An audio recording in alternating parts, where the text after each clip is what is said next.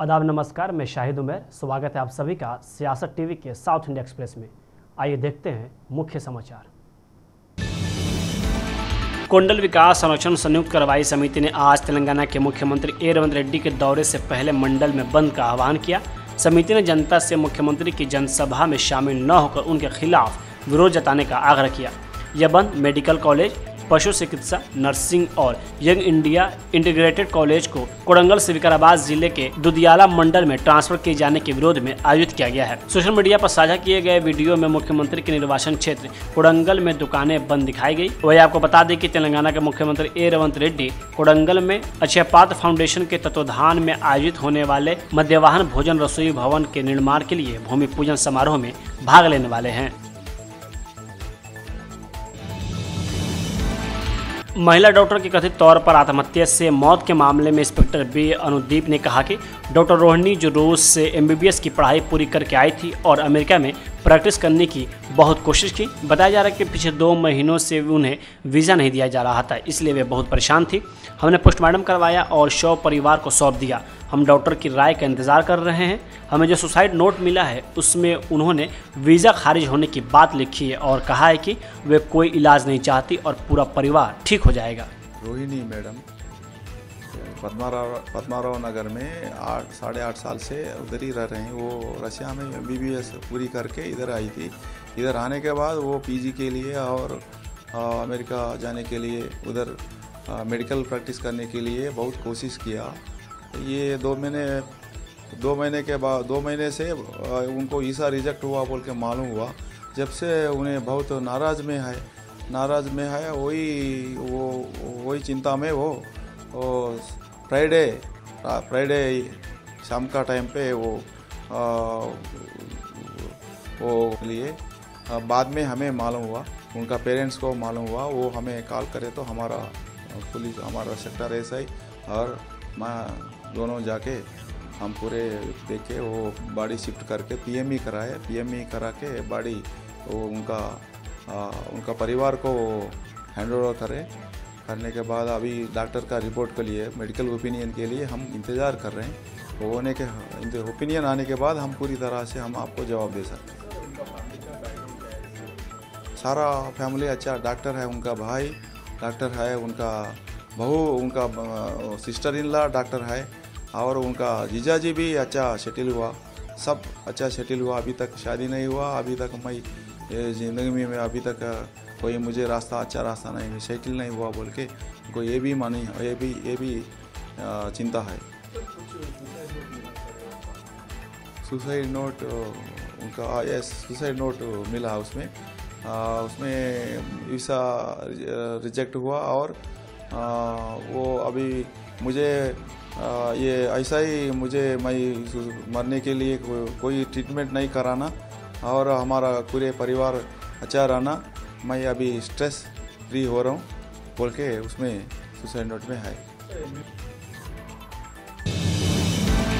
अल महद अल आली द्वारा आयोजित राष्ट्रीय संगोष्ठी में भारत के विकास में मुसलमानों के योगदान पर बोलते हुए AIMIM प्रमुख असदुद्दीन अवैसी ने कहा कि मुसलमान भारत से प्यार करते हैं, लेकिन इसका मतलब यह नहीं कि वे अपने धर्म से दूर हो जाएं। उन्होंने कहा कि मुसलमानों ने हमेशा देश के विकास में योगदान दिया है और आगे भी भविष्य में इसे जारी रखेंगे और कल भी सहेंगे, मगर वतन से नफरत के मजाहरे नहीं किए। इख्तिदार पर बैठकर जुल्म करने वालों से हमने कहा कि तुम जालिम हो, हम तुमसे नफरत करते। तुम मुसलमानों को अगर तुम दबा रहे हो तो तुम भारत को कमजोर कर रहे हो। अगर भारत एक दुनिया का अमनगाह बनना चाहता है, एक डेवलप कंट्री बनना चाहता है, कैसे बनेगा जब आप 19 करोड़ मुसलमानों को इस तरह हिकारत की नजर से देखेंगे, उनसे नाइंसाफी करेंगे। और संविधान में राइट टू इक्वालिटी जो है वो सब्सटेंटिव इक्वालिटी है, आप उसको भूल जाते हैं। मस्जिद का फैसला हमारे खिलाफ आया तो क्या किसी मुसलमान ने कोर्ट में जाकर किसी जज के ऊपर जूता फेंका? जूता फेंकने वाले के बारे में एक लफ्ज नहीं बोला जाता, ना मीडिया में बोला जाता है, क्योंकि वो आला जात से उसका ताल्लुक था। हमारी वतन से मोहब्बत है और रहेगी। तुम हुक्मरान हो तो तुम्हारी वजह से डर कर नहीं, बल्कि वतन की मोहब्बत हमारी है और रहेगी इंशाअल्लाह ताला।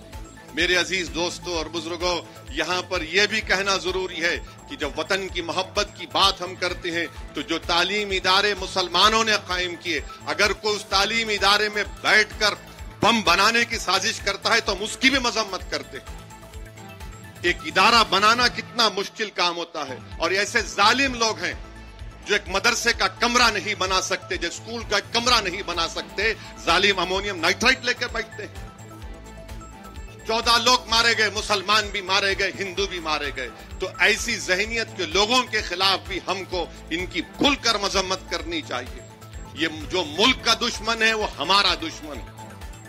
अगर इस तरह की हरकतें होंगी तो फिर हम तो खुली छूट दे रहे हैं जालिमों को कि जो चाहे करना है कर लो।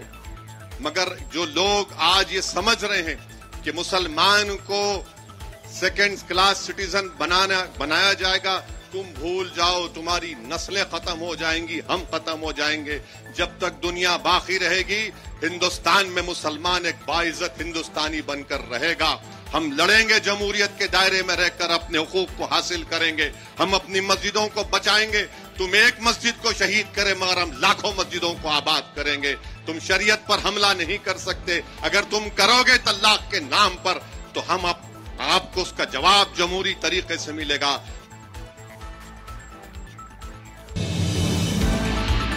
कर्नाटक की कांग्रेस सरकार में अंदरूनी राजनीतिक उथल पुथल जारी है। उप मुख्यमंत्री डीके शिवकुमार कथित तौर पर पार्टी नेतृत्व से नाखुश हैं और उनके समर्थक उन्हें मुख्यमंत्री बनते देखना चाहते हैं। हालांकि मौजूदा मुख्यमंत्री सिद्धरामैया ने पद छोड़ने में कोई दिलचस्पी नहीं दिखाई है।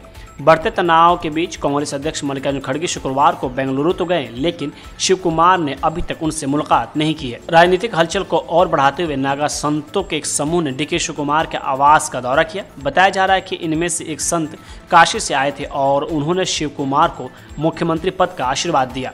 इस असामान्य घटना ने व्यापक ध्यान और अटकलों को आकर्षित किया है, जिससे शिवकुमार की महत्वाकांक्षाओं को लेकर चर्चाएं तेज हो गई हैं। कर्नाटक कांग्रेस सरकार पर आज बीजेपी एमएलसी सीटी रवि ने जमकर निशाना साधा। उन्होंने सीएम सिद्धरामैया पर सवाल उठाते हुए कहा कि यहाँ की जनता आपको मुख्यमंत्री बनाई है, लेकिन आप काम बिल्कुल नहीं कर रहे हैं। इसी के साथ उन्होंने किसानों के मुद्दे पर भी कांग्रेस सरकार को घेरने की कोशिश की और उनकी कुर्सी पर सवाल उठाए। वो कुर्सी के लिए खेल चल रहा है। किसान रास्ते में है, वो लोग संघर्ष कर रहा है एमएसपी के लिए। मेज खरीदना किसान का डिमांड है, पैडी खरीदना किसान का डिमांड है। वो मेज अभी तक खरीद किया नहीं, पैडी अभी तक खरीद किया नहीं। केवल परचेज हो रहा है, सेल हो रहा है। दोनों विधायक एमएलए खरीद करने के लिए, खरीद सेंटर करने के लिए डिमांड नहीं था। हम लोग मेज के लिए डिमांड किया, वो खरीद केंद्र अभी तक शुरू किया नहीं। आप क्या कहना चाहते थे सीएम और डीसीएम को? सीएम और डीसीएम को कहना चाहता हूं, आपको जनता 5 साल के लिए 136 सीट दिया है। कितना? 136 विधायकों को जिताया है। आप जनता के लिए क्या किया है? केवल करप्शन, प्राइस राइज करप्शन की वजह से ज्यादा दिन बचा नहीं सकता आपका सरकार। किसान विरोधी सरकार ज्यादा दिन बचा नहीं सकता।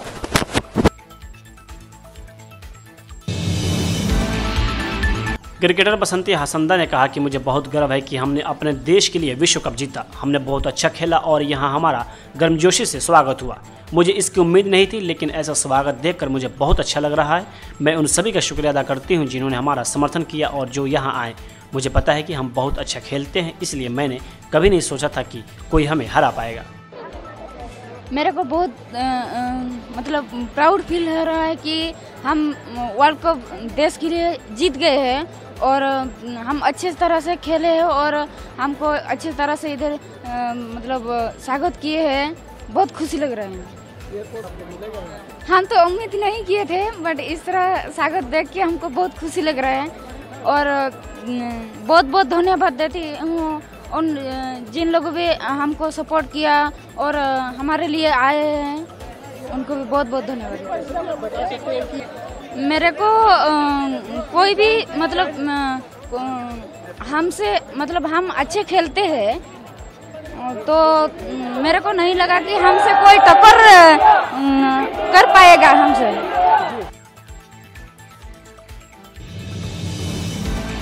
कर्नाटक के मुख्यमंत्री सिद्धरामैया ने आज कहा कि अगर कांग्रेस आलाकमान चाहे तो वह पद पर बने रहने को तैयार है। उन्होंने कहा कि नेतृत्व परिवर्तन का कोई भी फैसला पूरी तरह से पार्टी के केंद्रीय नेतृत्व पर निर्भर करता है।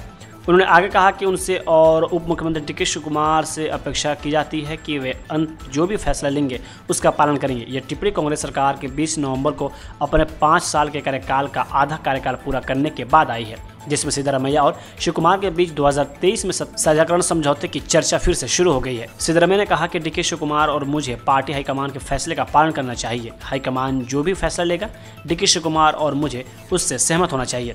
हम पार्टी हाईकमान के फैसले के अनुसार काम करेंगे। 5 महीने पहले जब हाईकमान की बैठक हुई थी तो उन्होंने मंत्रिमंडल में फेरबदल का निर्देश दिया था। मैंने उनसे कहा कि हम 2.5 साल पूरे होने के बाद ऐसा करेंगे। अब जो भी निर्देश मिलेंगे हम उसके अनुसार काम करेंगे।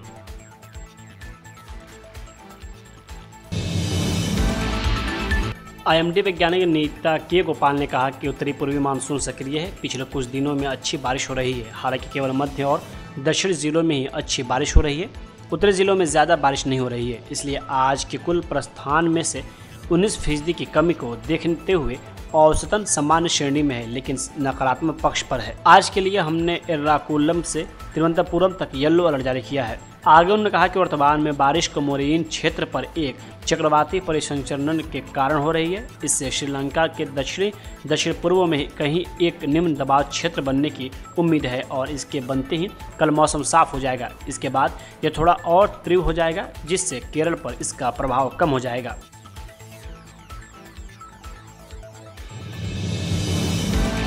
साउथ इंडिया एक्सप्रेस यही होता है समाप्त। मुझे दे अब इजाज़त। बाकी खबरों के लिए बने रहें सियासत टीवी के साथ।